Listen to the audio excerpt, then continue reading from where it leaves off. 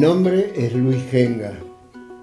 Nací en Belleville, ciudad de la provincia de Córdoba, donde estudié mi escuela primaria e hice el secundario en Magisterio.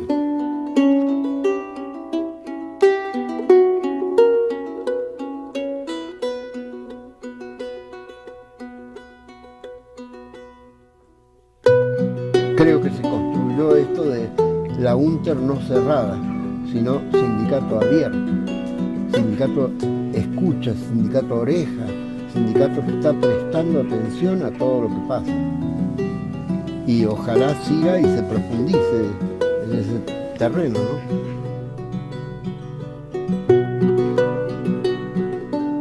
Me siento muy marcado, siento una gran cicatriz que llevo encima, que es el exilio.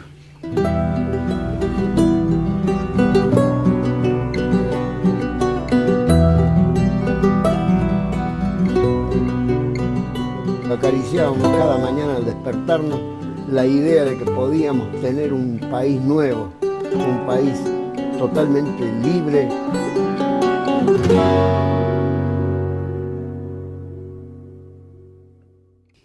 ¿Por qué dediqué mi vida a los derechos humanos? Porque no entendía qué eran los derechos humanos, no sabía qué eran los derechos humanos. Con 17, 18 años me vine a la Patagonia a trabajar. Fui a trabajar a Chubut como maestro, creyendo, acunando la esperanza de que tenía en mi mano el poder del conocimiento.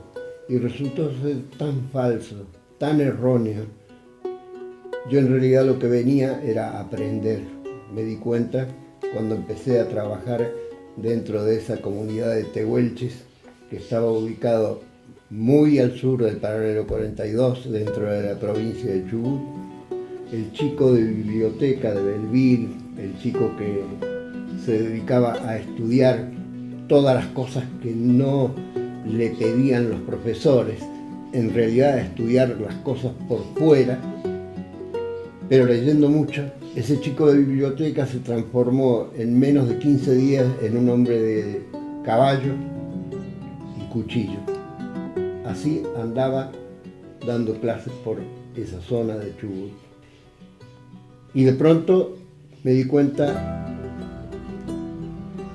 que no hablaba su idioma, que mi idioma era un idioma de importación. Y era el castellano común que hablábamos de Córdoba, que hablábamos en toda la República. Pero los chicos, ocultamente, porque no lo podían hacer totalmente público, ocultamente hablaban la lengua. Hablaban la lengua que hoy dirían mapundún, el mapuche. Ahí estaba verdaderamente que yo debía aprender de ellos para poder hablar el mismo idioma. Después, Paulo Freire me lo reveló muchos años después, que yo había estado haciendo eso, aprendiendo de ellos. De esa gente que comenté antes, le vi voltear los ranchos y salí a pelear con ellos para que no les quitaran el territorio. Había un señor que iba a alambrar y alambrar, extender kilómetros de alambre. Y cuando llegué ya lo habían hecho, pero quedaban algunos todavía, y a culata de camionazos les volteaban el rancho. Entonces, por favor, que aquí hay vida, que esta gente tiene que vivir. Entonces, creo que ahí, sin saberlo, estaba trabajando ya por los derechos humanos.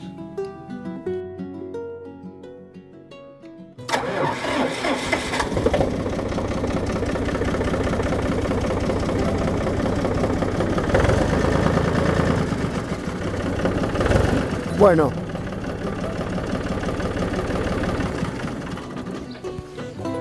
¿por qué decidimos venir a vivir a la chacra?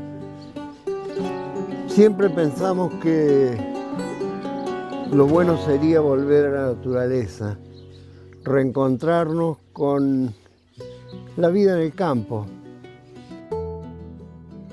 Me toca ahora seguir actuando desde esta posición, es decir, de propietario de una pequeña chacra en derrumbe, porque verdaderamente esas plantas que se vieron ahí en alguna parte de la toma van a desaparecer y vamos a tener que ver qué poder volver a plantar.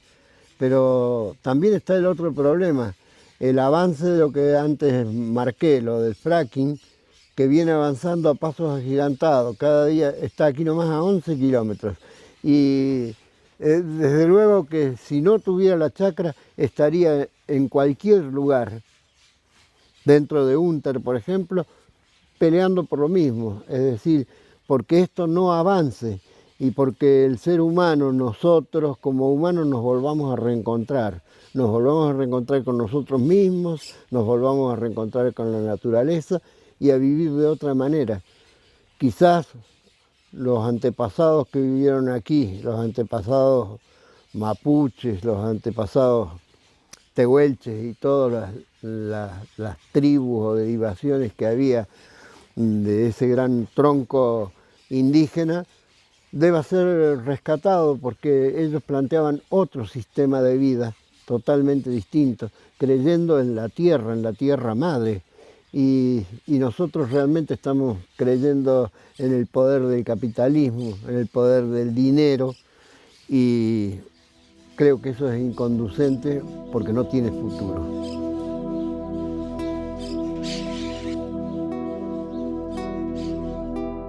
En Río Negro, después de haber pasado por Chubut y una breve temporada en una escuelita de Neuquén, vine a parar a la provincia de Río Negro. Fui a trabajar a la escuela de Río Manso.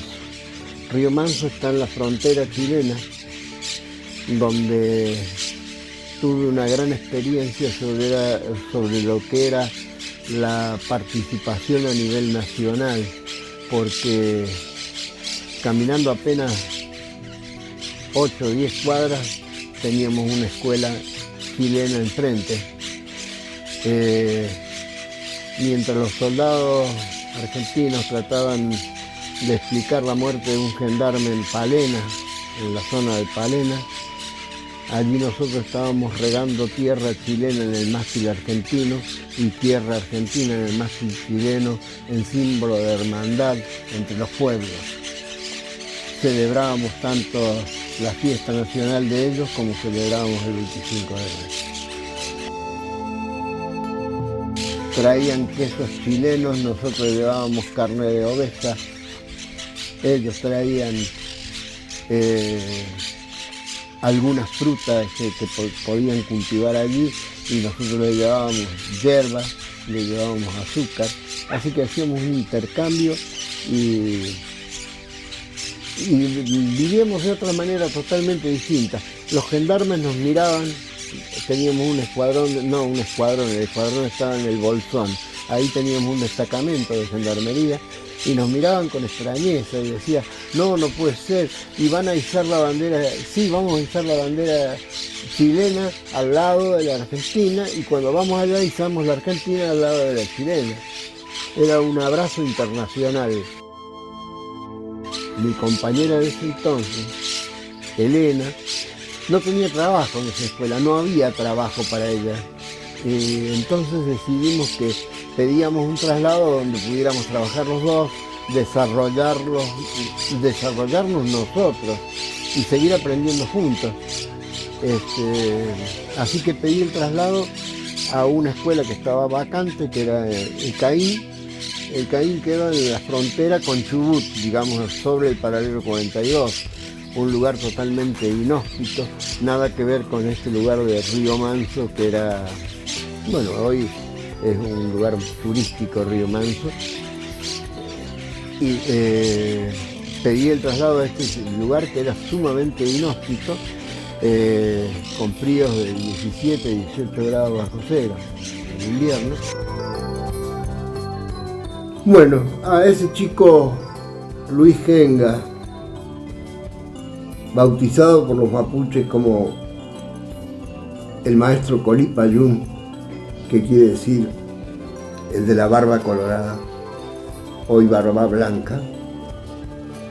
A ese chico yo le diría que aunque le vuelvan a allanar la escuela en 1976, que aunque lo persigan, que aunque no le den posibilidades, que siga adelante, que siga luchando, porque es la única forma de que esta humanidad se salve, con la lucha no solo de él, sino con todos los que puede ir sumando en el camino.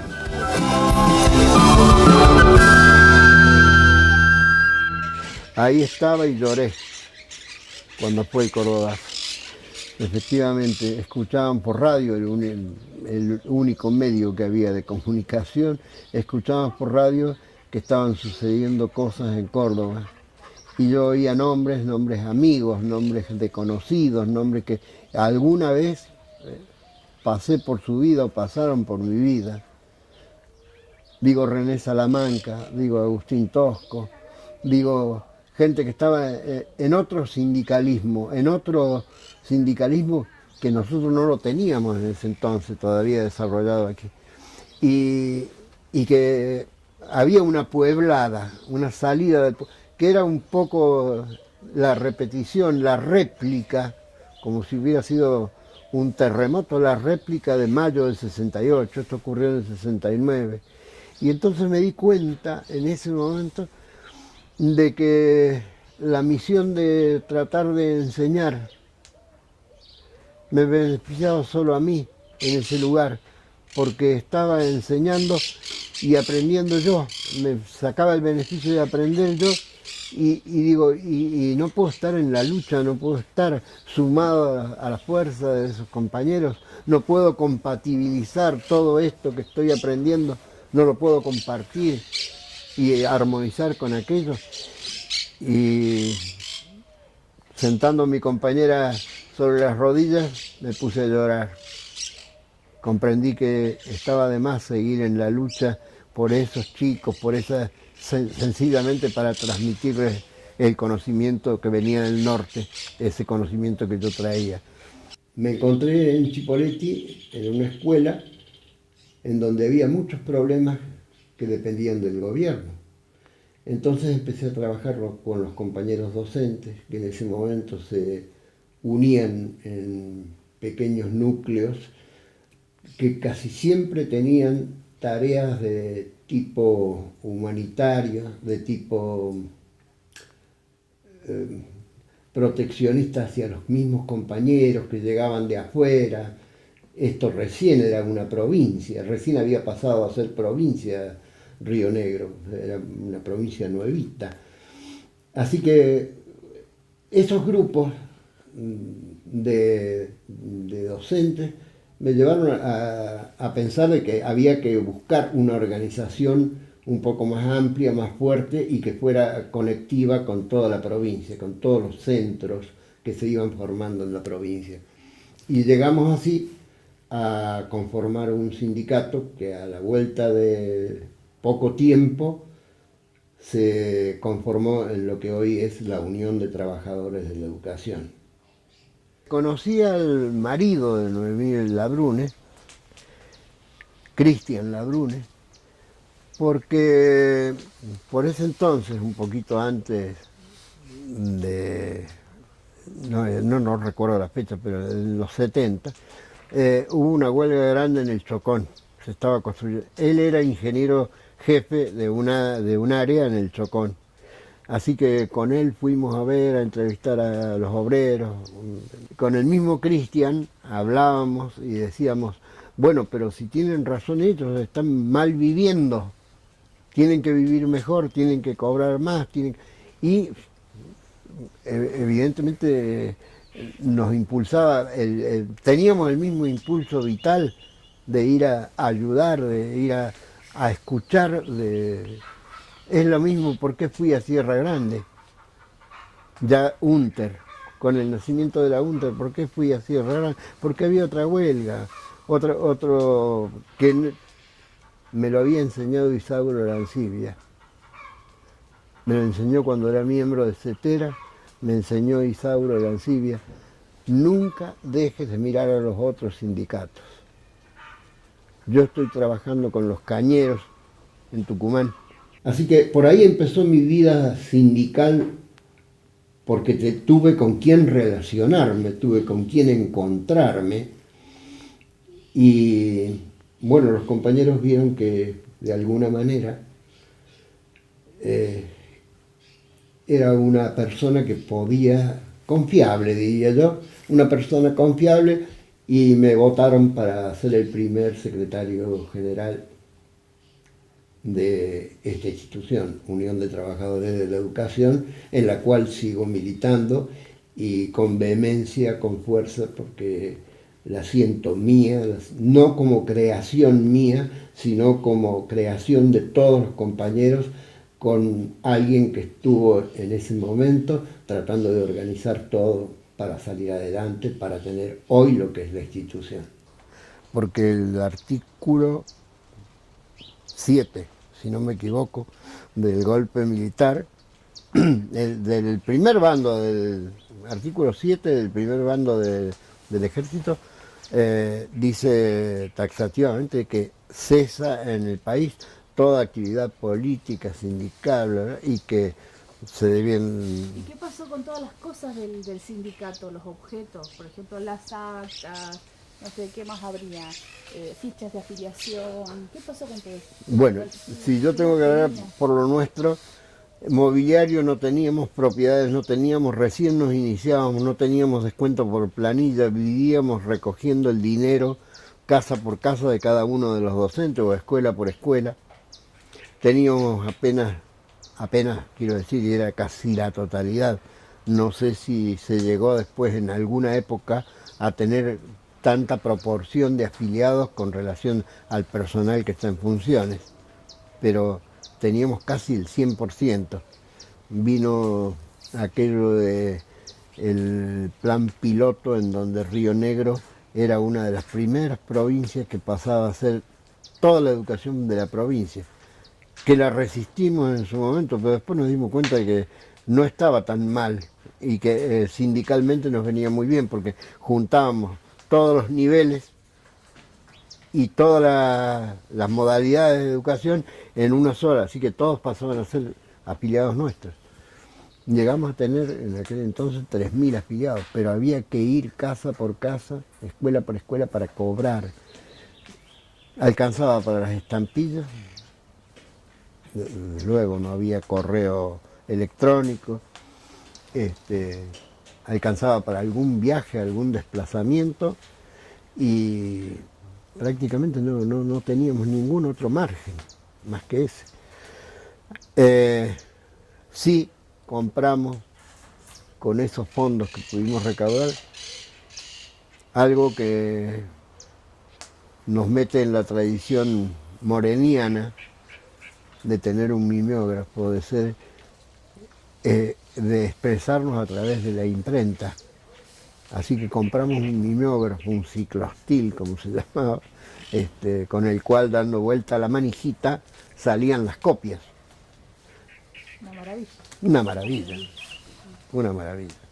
Así que compramos ese mimeógrafo, y en lo personal estaba radicado como objeto en la Escuela 50, donde yo vivía y donde la mayor parte de las reuniones se hacían ahí. Logré la misma noche del golpe fondearlo. Fondearlo quiere decir disfrazarlo por ahí. Se lo llevé a una escuela, a la escuela cabecera, la 53 de Chipoletti, y le dije a la directora, que era miembro también de la UNTER, le dije, ¿tenés? Sí, tengo uno viejo, pero no anda más. Dalo de baja y poné el nuevo. Así que puso el nuevo, quedó en la escuela 53, ahí quedó. Los libros de actas, algunos se perdieron, otros se recuperaron, no recuerdo bien dónde los dejé. Mis cosas, mis pertenencias, que eran en parte de la UNTER también, cosas desde los cassettes y discos que ustedes vieron, muchas de esas cosas quedaron en la casa de Noemí Labrune. Conocí a Cristian y fui, y ya entonces me hice de la casa de los Labrune. Y después del secuestro fue Noemí Labrune la que registró todo, la que registró cómo me habían soltado, dónde había estado y todo, y me llevó al obispado a que dijera que yo conocía el lugar donde había estado secuestrado, o sea, la escuelita, y quedó ya para la gente que después constituía APDH como lugar así emblemático, es decir, ahí estuvo, detrás del cuartel, en ese lugar, hay un arroyo, ahí tal, todas esas cosas se las confié de primera. Así que los conozco a ambos, los conocí, lo conocí a Cristian y a Noemí, y con Noemí fueron años de... Después Noemí escribe un libro que se llama Buscados, en referencia a los militares que habían actuado en el batallón de Neuquén, y incluye mi secuestro, incluye, digamos, parte de mi biografía está en el libro de ella. Me siento muy marcado, siento una gran cicatriz que llevo encima, que es el exilio. Creo que ese es el peor momento, es la anécdota fundamental, estar vendiendo libros en España y de pronto darme cuenta que no tengo país, que no tengo hermanos, que no tengo parientes, que no tengo amigos, que no tengo mi sindicato, que no tengo a los otros maestros conmigo para compartir cosas, para decirles por dónde podemos pasar, por dónde se nos va a trabar. Creo que eso no es en sí una anécdota, pero es el sentimiento más grande así de que, y del cual sigo arrastrando rastros de eso, me quedo en marcas, me quedan huellas, como dije recién, cicatrices de eso, y a nadie le deseo yo el exilio. Yo no lo entendí. Reencontrarnos con los animales, con los pastos, con las flores. En una palabra, creo que tiene que ver con el poeta Virgilio, que en determinado momento planteaba ese retorno al campo después de la guerra. Nosotros creíamos que después de haber pasado todo lo que pasamos, era necesario darnos un tiempo de paz, un tiempo de tranquilidad, donde las espadas, los fusiles se transformaban en rejas de arado, los tanques de guerra en tractores. Y con esa convicción vinimos al campo, pero descubrimos que no había llegado el tiempo de la paz tranquila, sino que había llegado el momento de, aún en el campo, seguir en la lucha. Por eso cuando planteamos que el fracking nos está rodeando, tengo torres de fracking a 11 kilómetros de acá, nos está rodeando y sabemos que es dañino para el campo, es dañino para la salud. Tenemos casos de chicos con deficiencias respiratorias que van a las escuelas y demás, y sin embargo nuestro gobernador, el gobernador de la provincia vecina, siguen llenándose la boca, diciendo y sosteniendo a pie juntos de que con el petróleo, con lo que se saca del fracking, digamos el gas, sacado con perforación horizontal, con eso podemos comprar ambulancias, con eso podemos hacer locales escolares, comedores. El docente está ligado a un principio que tiene que ver con los derechos humanos, que es que todo niño tiene derecho a acceder a la educación, pero también, así como eso, debe acceder a un plano más profundo, que es el plano de la vida. O sea que entra a jugar también la salud y el modo en que se vive. Así que cada uno de los docentes debe asumirse frente a esta problemática y desde el lugar que esté, sea del aula, sea del patio de deportes, o sea desde el comedor escolar, debe estar siempre alerta y tratando de que ese derecho fundamental a la vida sea protegido, sea cuidado, sea expandido, digamos, entre todos. Lo acariciábamos cada mañana al despertarnos, la idea de que podíamos tener un país nuevo, un país totalmente libre, totalmente desatado de todas esas ataduras que nos habían unido al conservadurismo, a toda la cosa vieja. Entonces pensábamos en eso, acariciábamos eso. Creo que todo el proyecto de la izquierda, igual que de la izquierda peronista incluyendo, apuntaba a eso. Y teníamos esa sensación, despertarnos cada mañana acariciando un nuevo país, acariciando una nueva idea que nos iba a redimir de todo lo viejo. Lamentablemente ese proyecto quedó trunco en el 76. Empezar por exigir lo imposible, por buscarle la forma de que la utopía sea realizable, porque la utopía es irrealizable, pero llega un momento que, como decía Herbert Marcuse en su momento, cuanto más grande es la utopía, cuanto más imposible es la utopía, más fácil de conseguir, más fácil de transformarla.